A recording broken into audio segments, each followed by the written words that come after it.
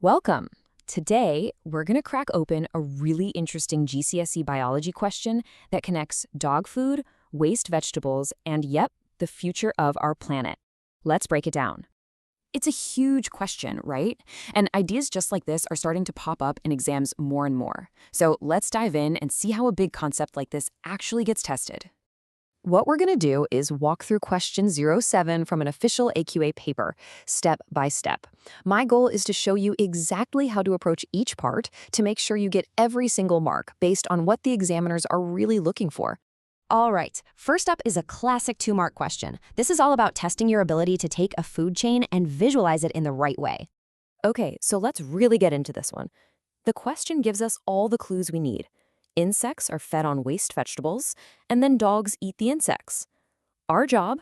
Turn that simple food chain into a correctly drawn and labeled pyramid of biomass. Now, building this thing is actually pretty straightforward. The golden rule you've got to remember is that the producer, that's the organism that makes its own food, so in this case, the vegetables, always goes at the bottom. After that, you just stack the consumers on top in the right order. And here's why understanding the mark scheme is so important. It's super clear. You get 1 mark just for drawing a pyramid with 3 tiers. Simple as that. The second mark is for getting all the labels right and in the correct order. Vegetables, then insects, then dogs. It shows that both your science knowledge and how you present it really matter.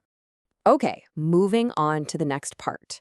We're going to shift gears a little bit here. We've talked about the structure of the food chain, and now we're going to talk about the energy and material moving through it. So what's this question really asking? It's all about efficiency. I mean, when a dog eats an insect, does every single bit of that insect become, well, dog? Of course not. The question is why?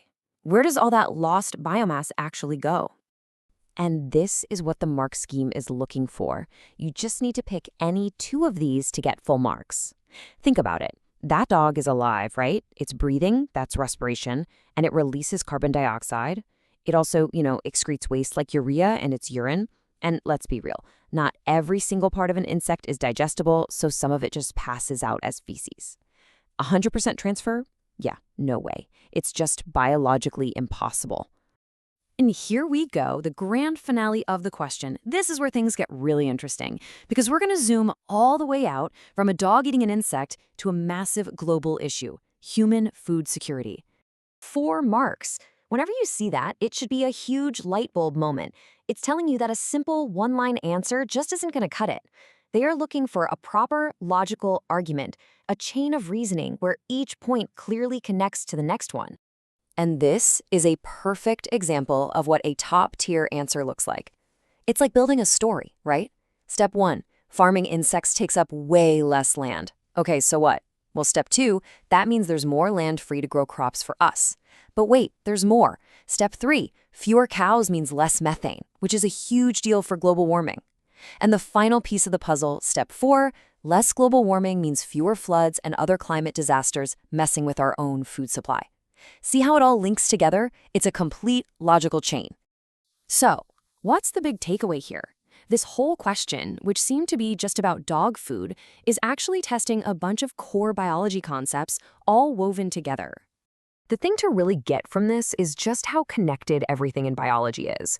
You start with a simple pyramid, then you dig into the science of energy loss, and boom, you end up applying it all to a massive real-world problem.